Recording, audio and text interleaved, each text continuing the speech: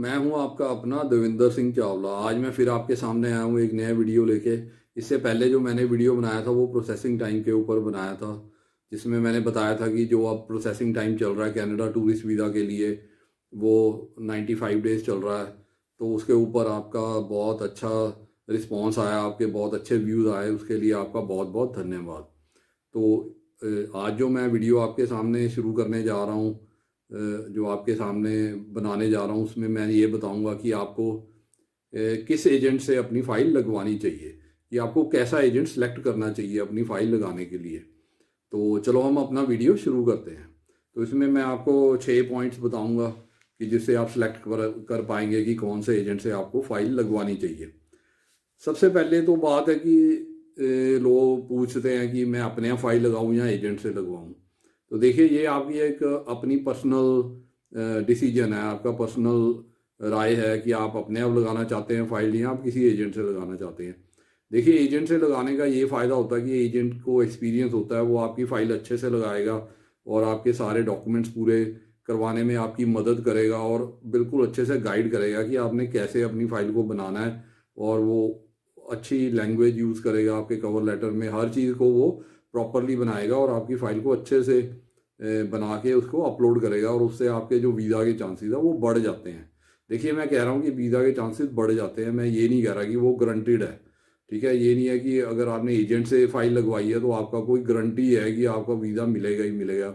ऐसी कोई बात नहीं है, आपके वीज़ा के चांसेस बढ़ जाएंगे, ये पक्का है। तो इसलिए जो ज़्यादातर देखा गया, रुझान देखा गया, तो लोग एजेंट से ही फाइल लगवाते हैं और ये बेटर भी है और इससे फ़ायदा भी होता है, क्लाइंट को फ़ायदा भी होता है। तो चलो हम चलते हैं इससे। अब मैं बताऊंगा कि 6 पॉइंट बताऊंगा जिससे आपको ये पता लग जाएगा कि आपको कैसे एजेंट से फ़ाइल लगवानी चाहिए। तो मैं पहला पॉइंट डिस्कस करता हूँ कि जो एजेंट आपको कहते हैं कि आप सिर्फ हमें पासपोर्ट दे दीजिए, अपना पैन कार्ड दे दीजिए, आधार कार्ड दे दीजिए और कोई डॉक्यूमेंट आपसे नहीं मांगते और ना ही आपको कोई फॉर्म पे साइन करवाते हैं और ना ही आपको कोई फॉर्म उसके बाद पढ़वाते हैं कि हमने ये फॉर्म सबमिट किया, तो उन एजेंट से आप दूर रहिए। क्योंकि वो आपकी नकली प्रोफाइल बनाएंगे, एक नकली प्रोफाइल क्रिएट करके आपकी जो है फाइल लगा देंगे। और अगर तो आपका वीज़ा आ जाता है, ठीक है, थोड़ी देर के लिए आपको फ़ायदा होगा, आप चले जाए, आप इमिग्रेशन को पास करके कनाडा चले भी जाएंगे, बट किसी भी कंट्री में आप चले भी जाएंगे, पर बाद में आपको बहुत प्रॉब्लम आएगी क्योंकि आपको पता ही नहीं होगा कि आपके जो प्रोफाइल में क्या चीज़ लिखी हुई है, आपके फॉर्म में क्या भरा गया और कौन से डॉक्यूमेंट लगाए गए हैं, क्या प्रोफाइल आपकी दिखाई गई है। देखिए, जैसे मैं इंजीनियर हूँ, अगर वो मेरी प्रोफाइल डॉक्टर की दिखा देंगे या किसी बड़े कंपनी में डायरेक्टर की दिखा देंगे या मेरे को एक अकाउंटेंट दिखा देंगे, तो मैं अपनी प्रोफाइल को कभी भी फ्यूचर में ठीक नहीं कर पाऊंगा क्योंकि मेरे पास वो क्वालिफिकेशन ही नहीं है और मेरे पास वो डिग्री ही नहीं कभी होगी। तो उससे क्या होगा कि बाद में जब मैं अपने स्टेटस को चेंज करवाने जाऊंगा, जैसे विजिटर वीज़ा या टूरिस्ट वीज़ा से वर्क परमिट करवाने जाऊंगा या उसको पीआर में कन्वर्ट करवाने जाऊंगा, जब मैं पीआर के लिए अप्लाई करूंगा तो वो मेरी फाइल रिजेक्ट हो जाएगी। उस वक्त मेरे ऊपर बैन लग सकता है। उस वक्त मेरी जो पीछे जो मेरी मैंने जो इतनी मेहनत करके अब पीआर तक पहुंचा हूँ, तो उसमें मेरे को बहुत दिक्कत आई, मेरे को डिपोर्ट भी किया जा सकता है। तो इस चीज़ का आप बहुत ध्यान रखिए, ऐसे एजेंट से आप दूर रहिए, उनसे आप अपना वीज़ा मत लगवाइए। और दूसरी बात है कि वो पैसे भी बहुत चार्ज करते हैं, वो कहते हैं 15 लाख ले आओ, 20 लाख ले आओ। तो ऐसे पैसे बर्बाद करने का कोई फ़ायदा नहीं है क्योंकि जिससे आपको बैन लग जाए, बाद में आप डिपोर्ट हो जाए और बाद में कम से कम आपको 5 साल का बैन लगेगा। फिर अगर एक बार ही बैन लग जाता है तो दोबारा वीज़ा लेना बहुत मुश्किल हो जाता है। तो ये चीज़ का आप ध्यान रखिए। अब हम चलते हैं सेकंड पॉइंट पे। सेकंड पॉइंट पे वो एजेंट है जो आपको कहते हैं 100% गारंटी देते हैं। कहता है ये 100% हम वीज़ा गारंटीड है, ये आप हमारे से लगवाइए तो 100। देखिए, इस दुनिया में कोई भी ऐसा एजेंट नहीं है जो आपको 100% गारंटी दे सकता है वीज़ा के लिए, क्योंकि जो वीज़ा है वो वीज़ा ऑफिसर ने देना है, एजेंट ने नहीं देना। एजेंट या कंसल्टेंट जिसको हम कहते हैं, या लॉयर है, जो कोई वकील भी है, वो कोई भी आपको वीज़ा नहीं इशू कर सकता, ना ही वो दे सकता है, वो वीज़ा ऑफिसर ने देना है। जो जो जो एजेंट है या कंसल्टेंट है, जो लॉयर है, वो सिर्फ आपकी फ़ाइल को अपलोड कर सकता है, आपकी फ़ाइल को वहाँ पे एम्बेसी में सबमिट कर सकता है। जो डिसीजन है वो वीज़ा ऑफिसर का है, उसको वो कैसे भी चेंज नहीं कर सकता क्योंकि वीज़ा ऑफिसर ने जो यस या नो देना, उसके ऊपर वीज़ा देना है। तो जो वीज़ा है वो आपकी प्रोफाइल पे डिपेंड करता है, आपके डॉक्यूमेंट्स पे डिपेंड करता है। उस पर ये नहीं डिपेंड कर, ये नहीं होता कि आप अपने आप ही रातों रात प्रोफाइल बना लेंगे। ये एक हिस्ट्री है, मतलब ये आपका इतिहास है, आपका फाइनेंशियल जो डॉक्यूमेंट्स है, फाइनेंशियल इतिहास जिसको देखिए स्टेटमेंट कहने को बैंक स्टेटमेंट है, पर वो बैंक क्या इतिहास है, आपकी बैंकिंग का इतिहास है। तो अगर कहीं पे आप ट्रैवल हिस्ट्री लगाते हो तो ट्रैवल का आपकी यात्रा का इतिहास है। जो भी आपके जो प्रोफाइल है, आपकी जो लाइफ है, जो आपने जैसे जी है, उसी का एक वहाँ पे आपको पेश करना है कि कागजों से कि मैं ये काम करता हूँ, मेरे को इतनी कमाई है, अब मैंने इतने पैसे कमाए हैं, इतने पैसे मेरे पास है, मैंने ये काम किया। तो वो प्रोफाइल आपको जो है वो आपकी वहाँ पे एक तरह की जो इसमें इंटरव्यू नहीं होती, जो आपकी प्रोफाइल है वो ही सब कुछ उसमें आपके बारे में बताती है। तो उसके बेस पे जो वीज़ा ऑफिसर है आपको वीज़ा देता है। तो इस चीज़ का ध्यान रखिए, जो 100% वीज़ा की गारंटी देते हैं उनसे भी आप दूर रहिए। ऐसे एजेंट के पास आप मत जाइए, उस एजेंट से आप अपनी फाइल मत लगवाइए। उसके बाद हम चलते हैं तीसरे पॉइंट पे। इसमें ये है कि देखो तीसरा पॉइंट जो मैं डिस्कस करने जा रहा हूँ ये बहुत इंपॉर्टेंट पॉइंट है। इसमें मैं आपको बताऊंगा कि कौन से एजेंट पे आप फाइल लगवाइए। तो इसमें क्या है कि सबसे पहली बात है जो ट्रस्ट, विश्वास होना चाहिए आपको उस एजेंट पे, उसी से आप अपनी फाइल लगवाइए। जिस एजेंट पे आपको विश्वास नहीं है आप उससे फाइल अपनी कभी भी मत लगवाइए, क्योंकि इसका कारण मैं बताता हूँ कि आप उस एजेंट को ढूंढिए जिसके ऊपर आपको विश्वास हो, या उसकी बातों पे विश्वास हो, उसके काम पे विश्वास हो। तो उससे क्या है कि आपको, क्योंकि अगर आपका एजेंट पे विश्वास नहीं होगा तो आपका काम नहीं बनेगा। पहली बात तो आपको उसके ऊपर विश्वास ही नहीं है कि वो उसने डॉक्यूमेंट ठीक लगाएगा नहीं लगाएगा, तो आपके माइंड में हमेशा नेगेटिव रहेगा, आपके माइंड हमेशा डिस्टर्ब रहेगा कि मेरा एजेंट है वो ठीक काम कर रहा है या नहीं कर रहा। क्योंकि जब आप फाइल लगवाते हैं किसी एजेंट से, ये नहीं है कि फाइल लगवाने से काम खत्म हो जाता है, वहाँ से तो काम शुरू होता है। क्योंकि पहले तो वो आपकी प्रोफाइल बनवाएगा, आपकी हेल्प करेगा, आपके सारे डॉक्यूमेंट्स इकट्ठे करने में हेल्प करेगा और आपको गाइड करेगा कि आपने कौन कौन से डॉक्यूमेंट लाने हैं और वो कैसे कैसे सबमिट करने हैं। उसके बाद क्या होता है, जब वो फाइल आपकी सबमिट कर देगा उसके बाद उसने आपको बायोमेट्रिक्स की अपॉइंटमेंट भी लेके देनी है। तो उसके लिए भी आपको उसकी कोऑपरेशन चाहिए, तो इसलिए उसके ऊपर ट्रस्ट करना बहुत ज़रूरी है। उसके बाद जब बायोमेट्रिक अपडेट हो जाते हैं तो उसके बाद क्या होता है कि एम्बेसी आपसे एडिशनल डॉक्यूमेंट भी मांग सकती है, तो उसमें भी आपकी एजेंट बहुत हेल्प करेगा। तो इसलिए आप उस एजेंट से काम करवाइए जिसके ऊपर आपको ट्रस्ट है, जिसके ऊपर आपको विश्वास है, जिसके ऊपर आप भरोसा कर सकते हैं। तो भरोसा जिसके ऊपर, जिस एजेंट के ऊपर आपको भरोसा है तो उसी से आप अपना फाइल लगवाइए। नहीं तो आप उस जिस एजेंट पर आपको भरोसा नहीं है उससे आप अपना काम मत कराइए।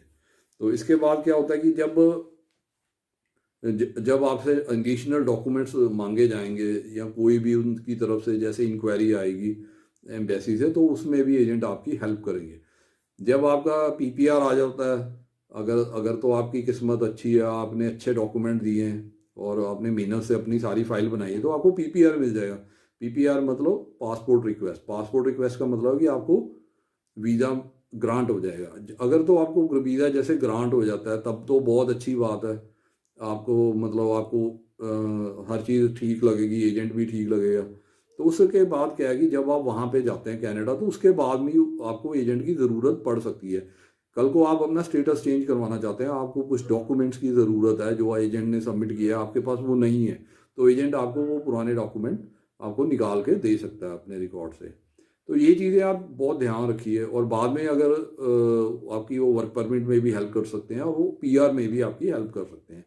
तो इन चीज़ों का आप ध्यान रखिए जब भी आप किसी एजेंट के पास जाते हैं अपनी फ़ाइल लगाने के लिए। जिसके ऊपर आपको भरोसा है उसी से आप एजेंट से फ़ाइल लगाइए। तो उसके अलावा जो और चीज़ें मैं आपको ये बताना चाहता हूँ कि जो पीआर प्रोसेस होता है वो भी कॉम्प्लिकेटेड होता है काफ़ी। जो वर्क परमिट प्रोसेस होता है वो भी बहुत कॉम्प्लिकेटेड होता है। उसमें भी आपको एजेंट की हेल्प चाहिए होगी, क्योंकि कई बार होता है कि आपसे डॉक्यूमेंट मिसप्लेस हो जाते हैं। अगर आपने कॉपीज़ रखी भी हुई हैं, कई बार इमीडिएटली आपको नहीं मिलते, आपसे मिसप्लेस हो जाते हैं, तो आप एजेंट की हेल्प ले सकते हैं, वो आपको वो डॉक्यूमेंट उसी वक्त दे देगा। अब आते हैं हम तीसरे पॉइंट में। उस पर मैं ये बताना चाहता हूँ कि जब भी आप एक किसी एजेंट के पास अपनी फ़ाइल लगवाते हैं तो उस एजेंट से आपको अपने जो मेन एप्लीकेशन फॉर्म है IMM 5257E और जो फैमिली इंफॉर्मेशन फॉर्म है उसकी कॉपी आप ज़रूर ले लीजिए। और जो एजेंट आपको उसकी कॉपी नहीं देता तो उस एजेंट से भी आप अपना काम मत करवाइए, क्योंकि वो मेन एप्लीकेशन फॉर्म्स होते हैं, तो उसकी आपको हमेशा हमेशा ज़रूरत पड़ेगी। अगर आपका वीज़ा रिजेक्ट हो जाता है, रिफ्यूज़ल आ जाती है, तो दोबारा आपको जब अपनी फ़ाइल सबमिट करनी होगी, उसमें भी आपको बहुत उसकी ज़रूरत पड़ेगी, उससे आपको बेनिफिट मिलेगा। क्योंकि अगर आप दोबारा फ़ाइल सबमिट करेंगे तो उसमें जब ये फॉर्म भरेंगे IMM 5257 और अपना फैमिली इंफॉर्मेशन फॉर्म भरेंगे, तो आपको उसका नॉलेज होना चाहिए कि आपने पहले क्या भरा है। अगर वो आप दोबारा उन फॉर्म्स का आपको पता नहीं है क्या भरा उसमें, और दोबारा आप अपनी फॉर्म दोबारा से भर देते हो, तो वो कई बारी वो इन्फॉर्मेशन मिसमैच हो जाती है। तो उसमें क्या होगा कि जब आप दोबारा अप्लाई करेंगे, तो जब वो कंप्यूटर में आपकी इन्फॉर्मेशन जाएगी नए फॉर्म के मुताबिक, तो मिसमैच हो जाएगी पिछले फॉर्म के साथ। तो उसके लिए उससे फिर आपको रिफ्यूज़ल मिल जाएगी, ऐसे बार बार आपको रिफ्यूज़ल मिलेगी, और ऐसे आपको बैन भी लग सकता है। मतलब आप इस चीज़ को लाइटली मत लीजिए, ये बहुत इंपॉर्टेंट बात है, इस चीज़ के ऊपर आप ध्यान रखिए। इस पे बाद हम चलते हैं 5वें पॉइंट पे। 5वें पॉइंट में ये है कि आपको कभी भी ये नहीं सोचना कि जो एजेंट है वो एक बाहरी आदमी है। उसको ऐसे सोचना है कि वो आपका एक फ्रेंड है, आपके हेल्प के लिए है वो वहाँ पे। तो अगर आपको इस तरह का एजेंट मिलता है जो आपका लिए हेल्पफुल है, आपके आपके साथ जिसका बिहेवियर अच्छा है, और उसको मतलब आपको वो हर स्टेप पे गाइड करता है, तो उसी एजेंट से आप अपनी फाइल लगवाइए। अब हम चलते हैं 6वें पॉइंट पे। तो इस ये जो 6वां पॉइंट है, ये लास्ट पॉइंट है, इसमें भी बहुत इंपॉर्टेंट पॉइंट है ये। आप इसको देखिए कि क्या होता है कि आम जो लोगों की धारणा है, आम जो लोग सोचते हैं, वो सोचते हैं कि जो एजेंट ज़्यादा पैसे लेता है वो ज़्यादा अच्छा है।